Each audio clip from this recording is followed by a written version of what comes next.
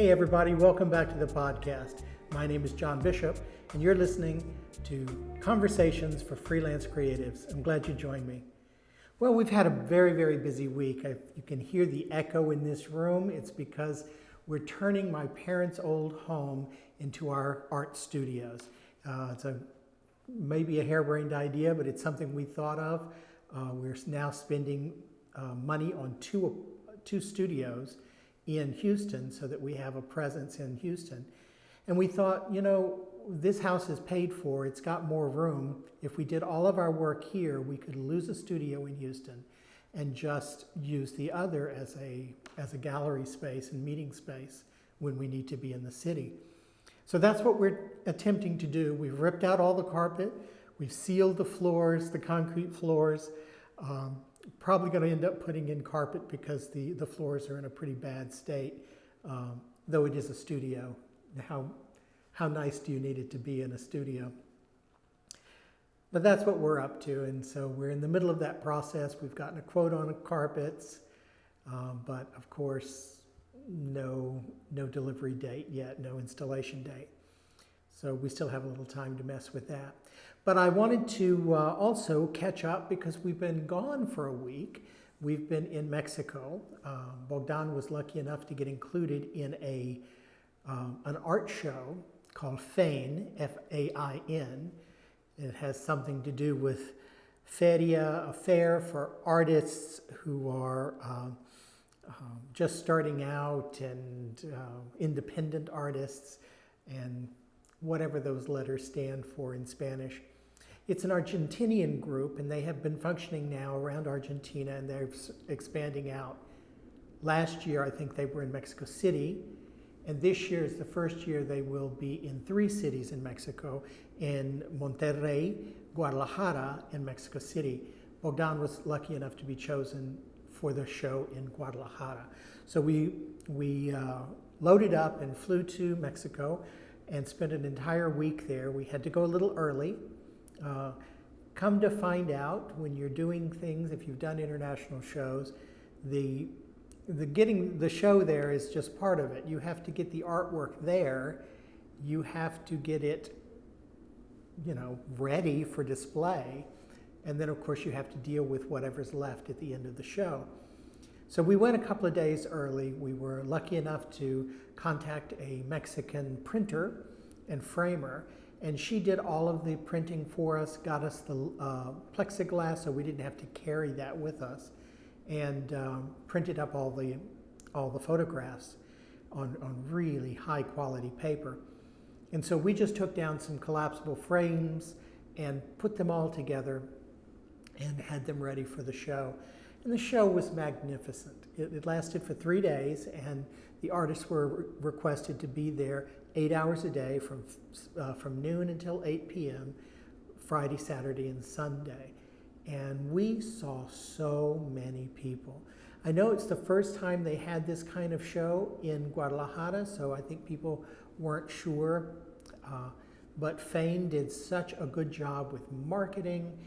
Everybody knew about it. In fact, they had set up a web page prior to, and a lot of the people who came in expressed that they had in fact already seen Bogdan's work before we even arrived.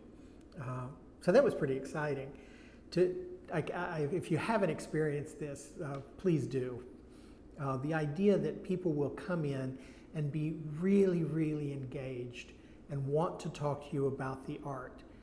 Either they know something about it or they don't know anything about it, but they're quite interested in not only you and your story, which is fascinating, but also the story of the art itself, how it was created, what were the inspirations, in Bogdan's case, photography, so they wanted to know a little bit about the place. And there were other photographers there, but they were more conceptual in their presentation. In fact, everything there was in our building was quite conceptual. And so I think people found Bogdan's work, which was almost journalistic, to be quite different and interesting in its own right, because it was so very different from everything else in the building. Now, there were 7 buildings, and we were in just one of them, in a lovely neighborhood, in an old house that had been, I believe, belongs to an artist, and he allowed them to use it as an exhibition space. And it was just marvelous because it was a pretty beat up old house. In fact, I think it had been used as a school for a while and was pretty trashed. Clean, but, rough. And so Bogdan's pictures, he took his Inheritance series, and those are generally pictures of all of them are of kind of an abandoned building that is seen a lot of wear and tear and neglect over the years, tens of, decades of neglect. And so they actually fit in fairly well in this particular space. So that was exciting. We got to see loads and loads of people through, and people I don't think we would ever have met in any other venue. The first day, well, first of all, the press showed up, which was nice. We haven't seen yet where anything was published, but did an interview and photos with Bogdan. And then, of course, we had gallery owners. We had a big PR fellow come through who has offices in Guadalajara and in Los Angeles. And that evening, he posted things about Bogdan and his work to his 20,000 viewers. So it's like, wow, thank you so much for that. There was also a big marketing guy who showed up and actually invited us to dinner, though we had already made plans with other artists, or we would have gone. So people were really, really typical Mexican tradition. People were very, very magnanimous and very, very giving and very, very supportive. I mean, just looking at the work that the lady did with the frames was remarkable. She went beyond the call, and we really, really appreciated that. And of course, then the other artists in the building were there, and they kind of helped us out as well. I can't express, though, what it was like for them, the other artists, to explain to me that there was no problem. We could go and get something to eat at this place really nearby. It was a 7-Eleven. We had 3 days of lunches provided from 7-Eleven. So I swore to Bogdan that we can never, ever dine at 7-Eleven again. No, it was very nice. It was very convenient, and we didn't have a lot of time anyway, so we couldn't leave the venue. So anyway, long story short, it was a remarkable experience. Bogdan saw one piece, and it was to a young lady who had never bought art before. Her story was fascinating. She always had loved art. She's in a very stressful IT job, and she was talking to a counselor who said, you know what, you love art. Why don't you collect art? And so this was her first piece of art that she decided to collect. And she had done the research ahead of time. She knew all about the piece she wanted from Bogdan. But in fairness, she went to all 7 of the buildings before she circled back to buy the one that she had fallen in love with. And so that was a lovely, lovely story, and a new relationship born. But then, of course, also, I mean, it was just so refreshing. People would come in; they were generally very interested, but they were so different. I mean, these whole Mexican families would come in, and there'd be like 7, 8, 10 people, 3 generations. And they would all come in and be engaged, talking about the art as a family. I just thought it was remarkable, very, very rewarding, and would do it again in a heartbeat. Now, as far as the financials involved, we spent a lot of money on this trip. We had to not only print and frame the works, we had to get there. We had hotels and everything other than the 7-Eleven were decent meals and cost money. We had to, then at the end of the show, we had to spend $200 each. It's $400 to get a COVID test so that we could come home. And that was awful, but no, they were fine. that nose thing is pretty upsetting. But yeah, so we had to cash out. We had to dish out some money to make this thing happen. And of course, selling one photograph so far, no, we didn't make our money back. But we gained. Bogdan got like 100 followers on his social media instantly, like within a day or so, and he's still getting emails and Instagram messages and things from people who just really enjoyed meeting him and hearing the story of his art. So all of that, how does that weigh out? Does that make it worth it? In my book, yes, it does.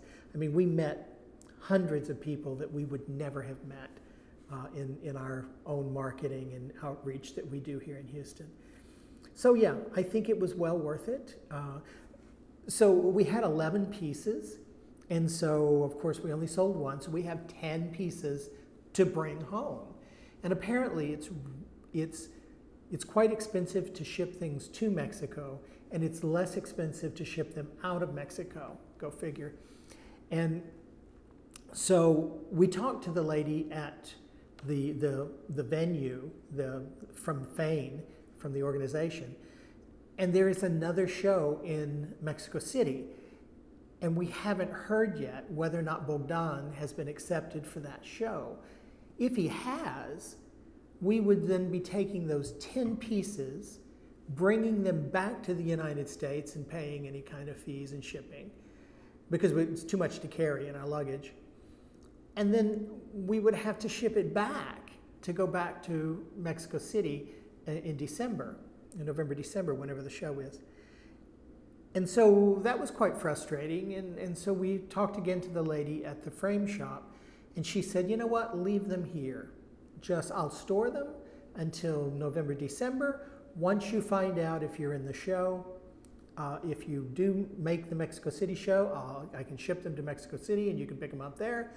And if not, then we can ship them back to Houston. What a remarkable service. She's not even going to charge us for that unless we never pick them up, she said. But people are just go out of their way to help you. So I thought that was delightful, and so we were able just to leave the remaining pictures framed, ready to go, to see whether or not we're going to go back to Mexico in the next couple of months. Mexico City should be a much bigger market. It's more established. I think people in Guadalajara were very interested, but it was still a new thing, and I'm not sure that as many people came as would have done if it were more established. So that's what the expenses were quite high, but again, the rewards are still coming through. We did make friends with some of the other artists, though we were quite busy and they were quite busy, and we didn't really have that much time to mingle. But certainly the ones closest to us physically. Right next to our studio was an artist named Miguel Cisneros. Look him up, he's wonderful, in Guadalajara. So we talked to him a lot about the business of art and how things are going down there, what he's able to do, what he's not able to do. And he does a lot of commercial art on the side from his conceptual fine art stuff that where his soul is. But he does a lot of things, kind of a corporate commercial art as well. So these people will build these magnificent mansions, and they come fully furnished and full of art. And so they will come to Miguel and say, okay, I want this picture, this picture, this picture, that picture. Make it like this, make it in these colors. I need it this size. And they commission him to do all of that work. So he was showing us videos on television, shows that are kind of trying to market these, multi-million-dollar homes. And he's like, that's my piece of art, that's me, that's me, that's me, that's me. And I'm sure none of it's signed by him, or if it is, he doesn't get to meet the client. It's not as though the buyer of the home has much in contact with him. But it pays some bills. And the other thing that we realized when we were there is, we're trying to get a sense of the cost of living, because you know what? We could move to Mexico and live much more cheaply than we do here, but we have to have an income. And so we looked at possibilities and what it would cost. And what we kind of figured out is that you could live in Guadalajara quite nicely on $2,000 to $3,000 a month. Now we have this house and we have the house that we live in across the street. If we were to put these both up for rent and we got rental income, could we make enough to live in Mexico apart from making any sales for art? It's something we're considering. I think one of the problems with making a big move like that is that we're afraid that we're going to lose the momentum we have with the clients that we already have here in Houston. And our collectors are marvelous. I mean, they were in contact with us every single day that we were in Mexico. And we met with some of them last night, and we'll meet with others tomorrow. So it's a great thing to start to build this family of supporters around you, and to walk away from that means what? You're starting again from scratch. So there are some considerations to be had. But we talked to Miguel, and we talked to him about the expenses that he had and in the market there in Guadalajara. And his take was that the market in Guadalajara is not great. Not that there's not money there, but the money, if people have money, they bring art from outside. And it's pretty much what happens in Houston as well. There's lots of money in Houston, but there isn't a thriving art. There's an art community, but there isn't this big art support system. People don't come to Houston to buy art the way they go to Santa Fe to buy art or New York to buy art. It just doesn't happen as much. And so the people with money here tend to buy their art elsewhere and commission it elsewhere.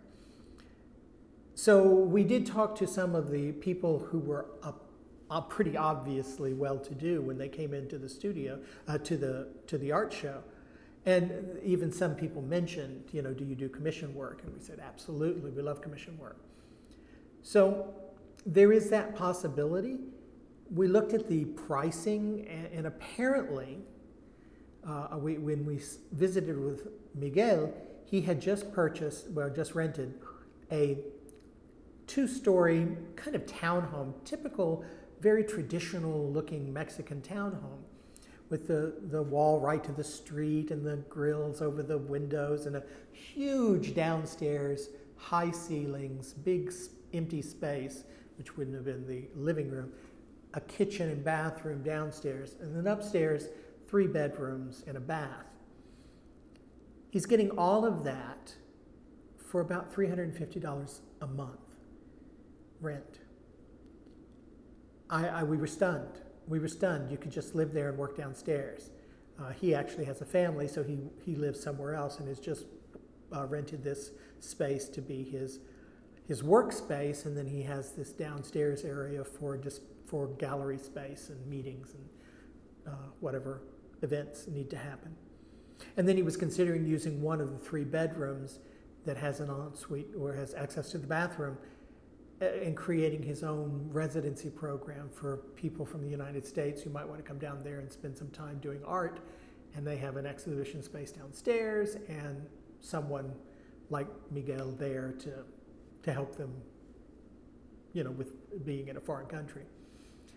So, he's thinking that he might be able to earn a little that way.